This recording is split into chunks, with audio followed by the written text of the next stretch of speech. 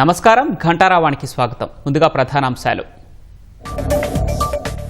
ఢిల్లీలో కొనసాగుతున్న BJP parliamentary party భేటీ, ఉపరాష్ట్రపతి అభ్యర్థి ఎంపికపై మంతనాలు.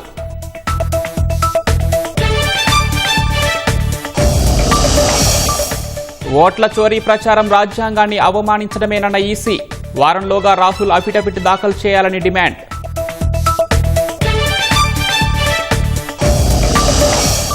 బీహార్లో రాహుల్ గాంధీ ఓట్ అధికార్ యాత్ర, బీజేపీ ఆర్ఎస్ఎస్ రాజ్యాంగ ధ్వంసానికి యత్నిస్తున్నాయని ఆరోపణ.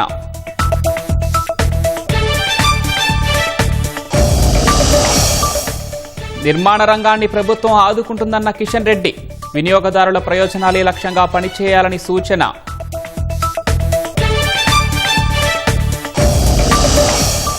కొలిక్కిరాని సినీ కార్మికుల వేతనాల సమస్య, చిరంజీవితో నిర్మాతలు యూనియన్ నేతల సంప్రదింపులు.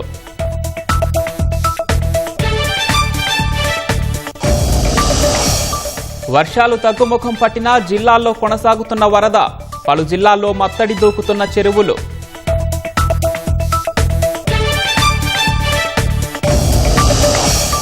జమ్మూ కాశ్మీర్ కఠువా జిల్లాలో మేఘ విస్ఫోటనం, ఆకస్మిక వరదలతో 7 మృత్యువాత.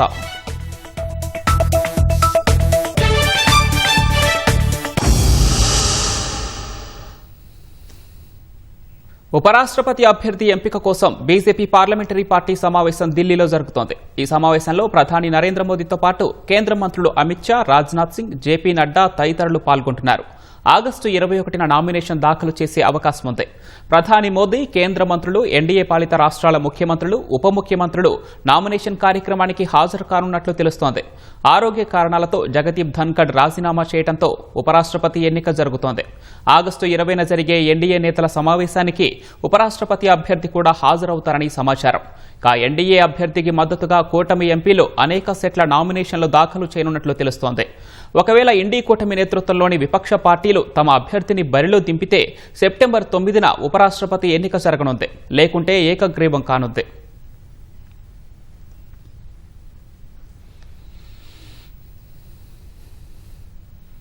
బీహార్లో ఓటర్ జాబితా సవరణ ఎస్ఐఆర్ను కేంద్ర ఎన్నికల సంఘం సమర్థించుకుంది.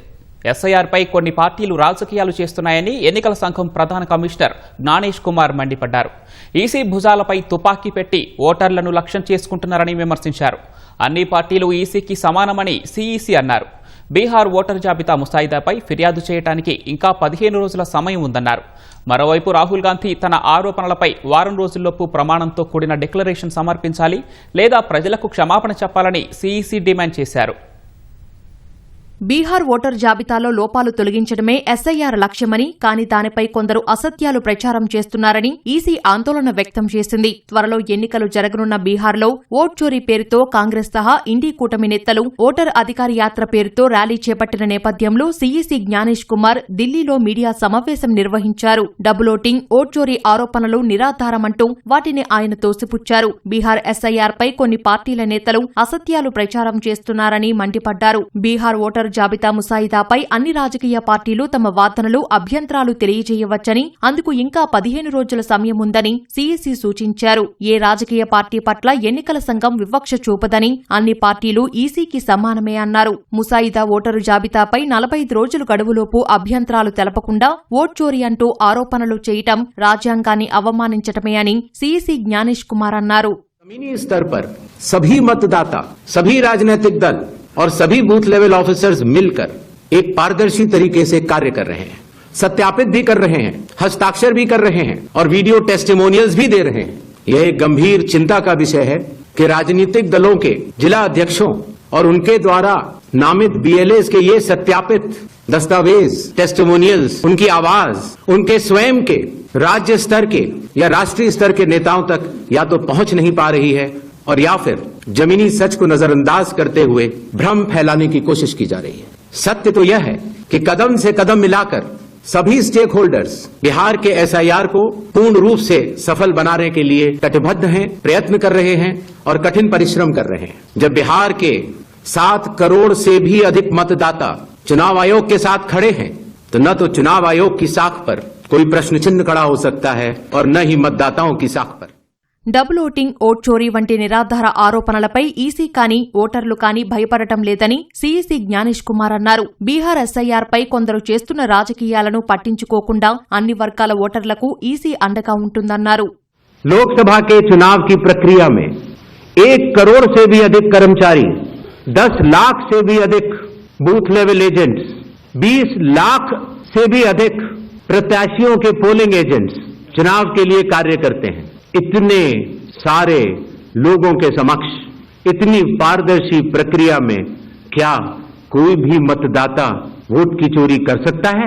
कुछ मतदाताओं द्वारा दोहरे मतदान के आरोप लगाए गए, सबूत मांगने पर जवाब नहीं मिला. ऐसे मिथ्या आरोपों से न तो चुनाव आयोग डरता है और न ही कोई मतदाता. जब चुनाव आयोग के कंधे पर बंदूक रखकर भारत के मतदाताओं को निशाना बनाकर राजनीति की जा रही हो कि चुनाव आयोग निडरता के साथ सभी वर्गों और सभी धर्मों के मतदाताओं के साथ बिना किसी भेदभाव के चट्टान की तरह खड़ा था, खड़ा है और खड़ा रहेगा. బీహార్ ఓటరు జాబితా సవరణ నిర్వహిస్తున్న సమయంపై ప్రతిపక్షాలు లేవనెత్తుతున్న ప్రశ్నలను సీఈసీ జ్ఞానేష్ కుమార్ తోసిపుచ్చారు. తొందరపాటు చర్య అంటూ విపక్షాలు చేస్తున్న విమర్శలను ఆయన కొట్టిపారేశారు. ప్రతి ఎన్నిక ముందు ఓటరు జాబితాను సరిదిద్దడం ఎన్నికల సంఘం చట్టబద్దమైన బాధ్యత అని సీఈసీ జ్ఞానేష్ కుమార్ స్పష్టం చేశారు.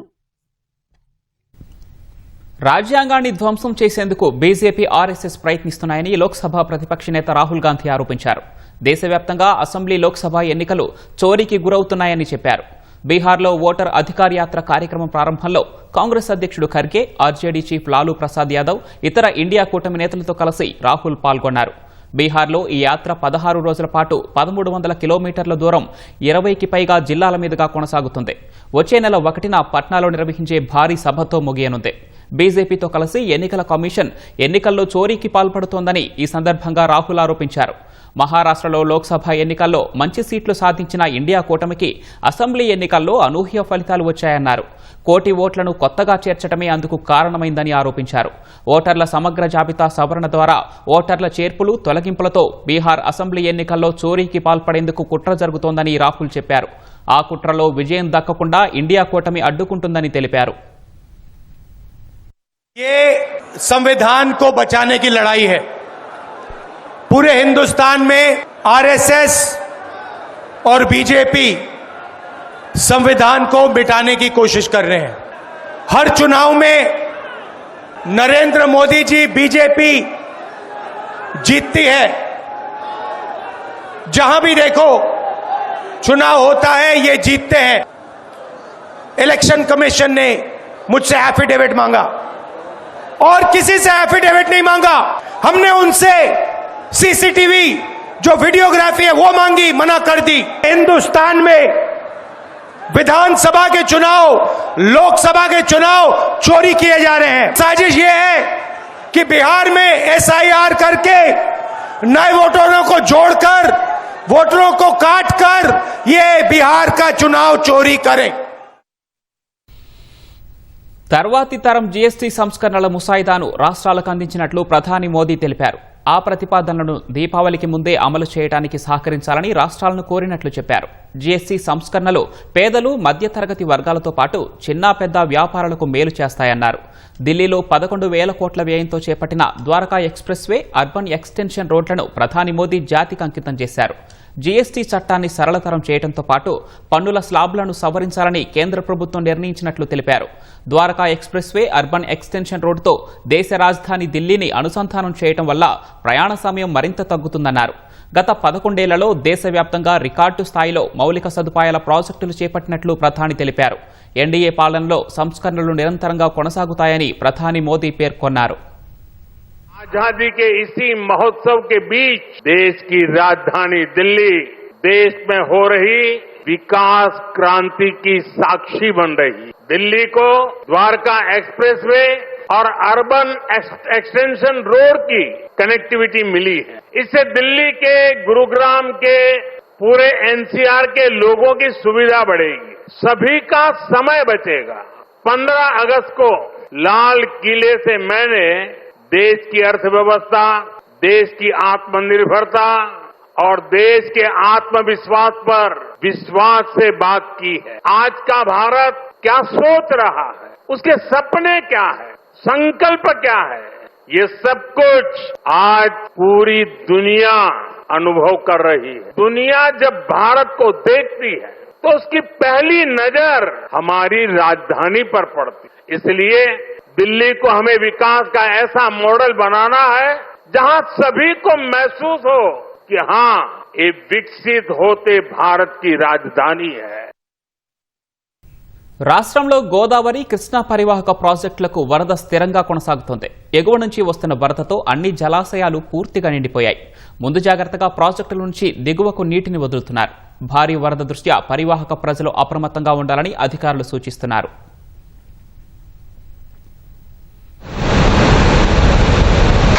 ఎగువ నుంచి వరద రాకతో కృష్ణా గోదావరి పరివాహక ప్రాజెక్టులు నిండకుండలా మారాయి. శ్రీశైలం ప్రాజెక్టు 3 గేట్లను ఎత్తి నీటిని కిందకు వదులుతున్నారు. జూరాల సుంకేశ్వర నుంచి శ్రీశైలానికి 1,00,000 క్యూసెక్కుల పైగా ఇన్ఫ్లో వస్తోంది. శ్రీశైలం పూర్తి నీటి మట్టం 885 అడుగులు కాగా ప్రస్తుతం 881.4 అడుగులకు చేరుకుంది. శ్రీశైలం నీటి నిల్వ సామర్థ్యం 215.8 టీఎంసీలుగా ఉండగా ప్రస్తుతం 195.6 టీఎంసీలుగా ఉంది. శ్రీశైలం కుడి ఎడమ జల విద్యుత్ కేంద్రాల్లో విద్యుత్ ఉత్పత్తి ప్రారంభించారు. నాగార్జున సాగర్ జలాశయానికి వరద ప్రవాహం కొనసాగుతోంది. నాగార్జున సాగర్ 22 గేట్లను 5 అడుగుల మేర ఎత్తి నీటిని దిగువకు విడుదల చేస్తున్నారు. నాగార్జున సాగర్ జలాశయం ఇన్ఫ్లో 1,50,000 క్యూసెక్కులకు పైగా ఉంది. నాగార్జున సాగర్ పూర్తి స్థాయి నీటి మట్టం 590 అడుగులు కాగా ప్రస్తుతం 587 అడుగుల వద్ద ఉంది. నాగార్జున సాగర్ పూర్తి స్థాయి నీటి నిల్వ సామర్థ్యం 312 టీఎంసీలు కాగా ప్రస్తుత నీటి నిల్వ 305 టీఎంసీలుగా ఉంది. నాగార్జున సాగర్ నుంచి విడుదలవుతున్న నీటి కారణంగా పులిచింతల ప్రాజెక్టు గరిష్ట నీటి మట్టానికి చేరుకుంది. ఇన్ఫ్లో దృష్ట్యా ముందు జాగ్రత్తగా జలాశయం నుంచి కిందకు వదులుతున్నారు.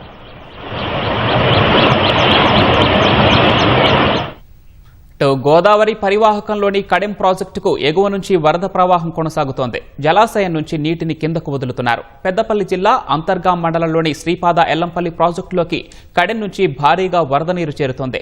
జలాశయం 20 గేట్లను తెరిచి నీటిని గోదావరి నదిలోకి వదులుతున్నారు. నదీ పరివాహక ప్రాంతాల ప్రజలు అప్రమత్తంగా ఉండాలని అధికారులు సూచిస్తున్నారు. ప్రధానంగా మత్స్యకారులు, పశువుల కాపరులు ప్రవాహం వైపు వెళ్లొద్దని సూచించారు. ప్రాజెక్టు పూర్తి స్థాయి నిల్వ సామర్థ్యం 20 టీఎంసీలకు గాను ప్రస్తుతం 18 టీఎంసీలుగా ఉంది.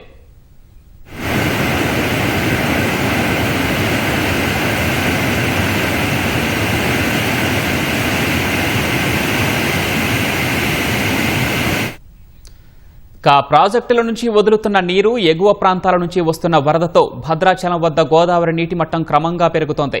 గోదావరి నీటి మట్టం 33 అడుగులకు దాటి ప్రవహిస్తోంది. నీటి మట్టం ఇంకా పెరిగే అవకాశం ఉందని అధికారులు అంచనా వేస్తున్నారు. స్నానఘట్టాల ప్రాంతంలో చాలా మెట్లు వరదలో మునిగాయి. పవిత్ర స్నానాలు ఆచరించే భక్తులు నది లోపలికి వెళ్లకుండా జాగ్రత్తలు తీసుకోవాలని అధికారులు సూచించారు.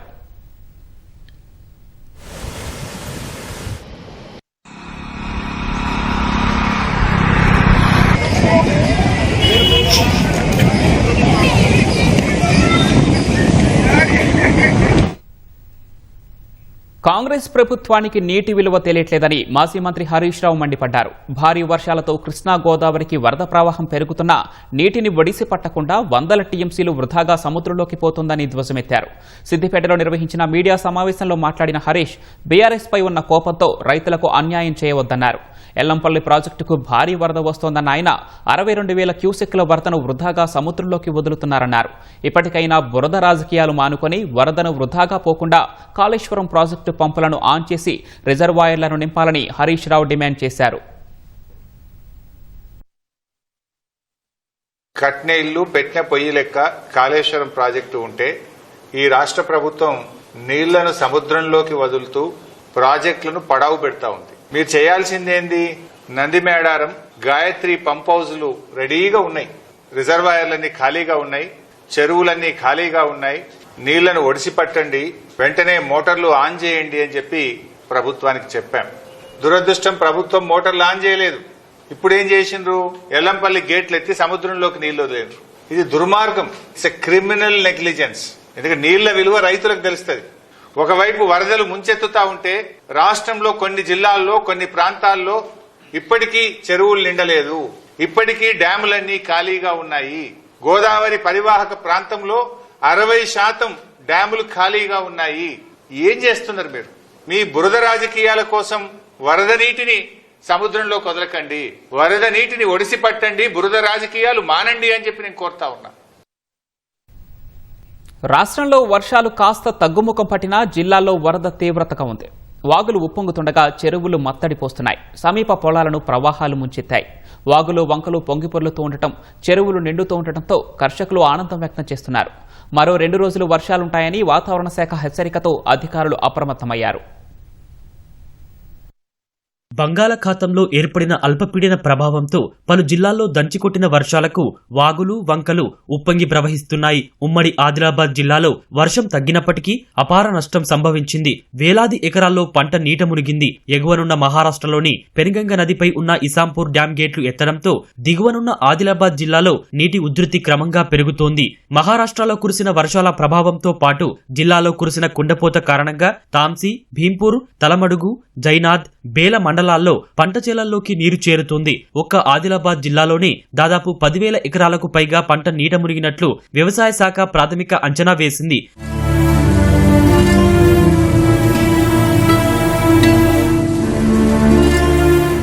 నిర్మల్ జిల్లా బైంసా మండలంలోని గుండెగం వద్ద పల్సికల్ రంగారావు ప్రాజెక్టు బ్యాక్ వాటర్ ప్రవహించడంతో చుట్టుపక్కల గ్రామాలకు రాకపోకల్లో అంతరాయం ఏర్పడింది.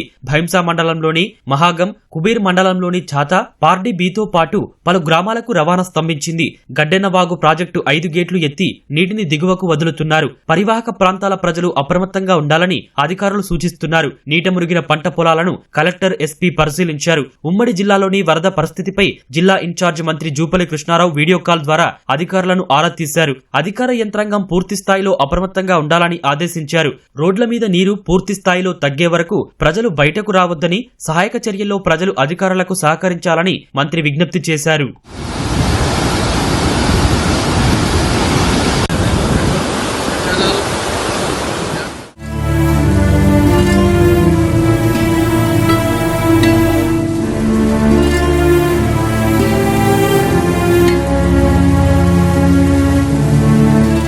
భారీ వర్షానికి నిజామాబాద్ రూరల్ నియోజకవర్గ వ్యాప్తంగా వాగులు వంకలు ఉప్పొంగి ప్రవహిస్తున్నాయి. కప్పలవాగు, లింగాపూర్ వాగు ఉధృతంగా ప్రవహిస్తున్నాయి. దర్పల్లి మండలం రామడుగు ప్రాజెక్టులోకి భారీగా వరద చేరుతోంది.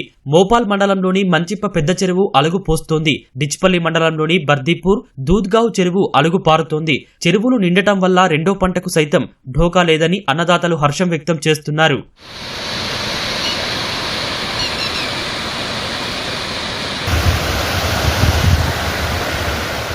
సింగూరు నుంచి నీటిని దిగువకు విడుదల చేయడంతో మెదక్ జిల్లా ఏడుపాయల ఆలయ సమీపంలో ఉన్న వనదుర్గ ఆనకట్ట వద్ద వరద ఉధృతంగా ప్రవహిస్తోంది. 5 రోజులుగా ఏడుపాయల ఆలయం జలదిగ్బంధంలోనే ఉంది. గర్భగుడి ముందున్న నదిపాయ అమ్మవారి పాదాలు తాకుతూ రాజగోపురం ముందు నుంచి నీరు ప్రవహిస్తోంది. రాజగోపురంలో అమ్మవారి ఉత్సవ విగ్రహాన్ని ఏర్పాటు చేసి భక్తులకు దర్శనం కల్పిస్తున్నారు. వనదుర్గ ఆనకట్ట వైపు, గర్భగుడి వైపు భక్తులు వెళ్లకుండా పోలీసులు పహారా కాస్తున్నారు.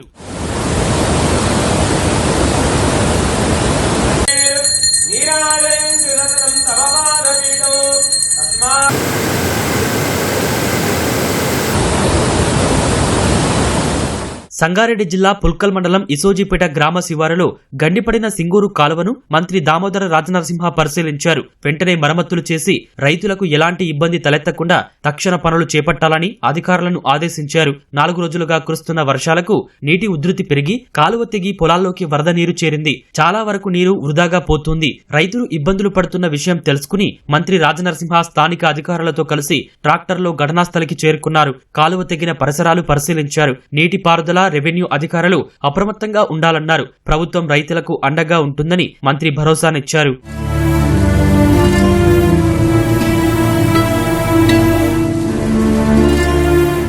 మహబూబాబాద్ జిల్లా గంగారం మండలం ఏడుబావుల జలపాతం వద్ద యువకుడు గల్లంతై మృతి చెందాడు. మృతుడు ప్రేమ్ కుమార్ కొత్తగూడెం జిల్లా ఎన్కూరు మండలం జన్నారం గ్రామవాసిగా గుర్తించారు. మిత్రులతో కలిసి సరదాగా గడిపేందుకు వచ్చి జలపాతంలో గల్లంతయ్యాడు. రెస్క్యూ టీం గాలించి ఏడుబావుల సమీపంలో మృతదేహాన్ని స్వాధీనం చేసుకున్నారు. వర్షాలకు యాదాద్రి భువనగిరి జిల్లా నందనంలో పాతాళగంగా భూమిపైకి ఉబికి వస్తోంది. మోటారు లేకుండానే నీరు బయటకు వస్తూ అందరినీ ఆశ్చర్యానికి గురిచేస్తుంది.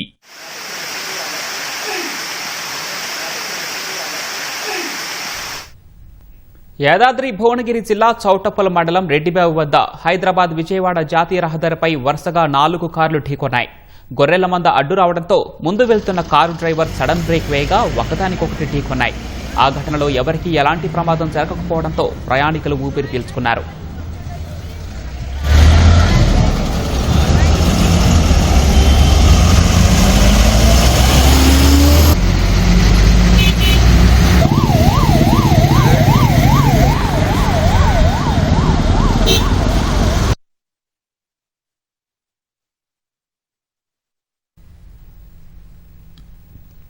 హైదరాబాద్లో నిర్మాణ రంగం ఊపందుకుంటుందని కేంద్ర మంత్రి కిషన్ రెడ్డి అన్నారు. ప్రపంచవ్యాప్తంగా వస్తున్న మార్పుల దృష్ట్యా బిల్డర్ స్వదేశీ నిర్మాణ సామాగ్రిని ఉపయోగించాలని కిషన్ రెడ్డి సూచించారు. హైదరాబాద్ హైటెక్స్లో నిర్వహించిన క్రెడాయి కార్యక్రమంలో పాల్గొన్న కేంద్ర మంత్రి కిషన్ రెడ్డి నిర్మాణ రంగ వ్యాపారులకు కీలక సూచనలు చేశారు. హైదరాబాద్లో ఇళ్ల నిర్మాణంలో నాణ్యత విషయంలో రాజీ పడవద్దని పేర్కొన్నారు. Regional ring road, ring rail నిర్మాణానికి కృషి చేస్తున్నామని, మెట్రో 2వ దశలో నెలకొన్న సాంకేతిక సమస్యలు త్వరలో పరిష్కారమవుతాయని కిషన్ రెడ్డి ఆశాభావం వ్యక్తం చేశారు. సినీ కార్మికుల వేతనాల పెంపుపై త్వరలోనే పరిష్కారం లభిస్తుందని సినీ నిర్మాత సి కళ్యాణ్ ఆశాభావం వ్యక్తం చేశారు. తెలుగు చిత్ర పరిశ్రమలో నెలకొన్న తాజా పరిణామాలపై ప్రముఖ నటుడు చిరంజీవితో కళ్యాణ్ సమావేశమయ్యారు. అనంతరం మాట్లాడిన ఆయన తన వంతుగా కార్మికులతోనూ మాట్లాడుతానని చిరంజీవి చెప్పినట్లు వెల్లడించారు. ఇరు వర్గాలకు న్యాయం జరగాలని ఆయన కోరుకుంటున్నట్లు చెప్పారు. సోమవారంలోగా సమస్యకు పరిష్కారం లభిస్తుందని కళ్యాణ్ ఆశాభావం వ్యక్తం చేశారు.